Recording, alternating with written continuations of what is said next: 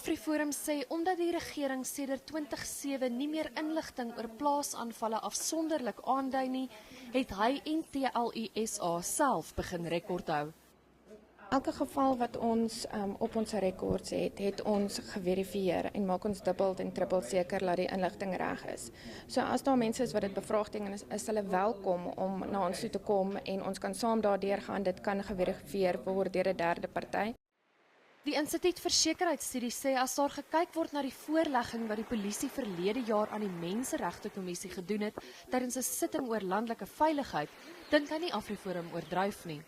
Die aanvalle, die syfers wat hier bekend gemaak word, is ver minder as dit wat die polisie rapporteer. Maar in ander woorde, dit is meer as net konservatief. So die probleem is in werklikheid baie groter as wat hierdie syfers uitwys. Die onlangse verklaring deur die waarnemende polisiehoof dat plaasaanvalle voortaan as prioriteitsmisdade gehanteer gaan word, is hier verwelkom. Die organisasies glo steeds 'n reuse oorsaak van plaasaanvalle is die gebrek aan 'n doeltreffende landelike veiligheidsplan. Die kommandostelsel, wat 'n groot rol in veiligheid op die platteland gespeel het, is in 2003 opgeskort.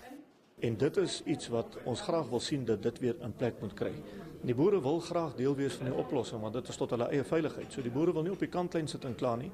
Hy wil deel wees van die oplossing, maar daarvoor moet die regering ook tafel toe kom.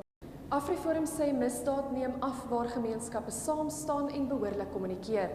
Hy raai boere ook aan om paniekknoppies te installeer in hulle huise sodat hulle mekaar en werkers te hulp kan snel in noodgevalle. Daniela van Heerden, Unies, Centurion.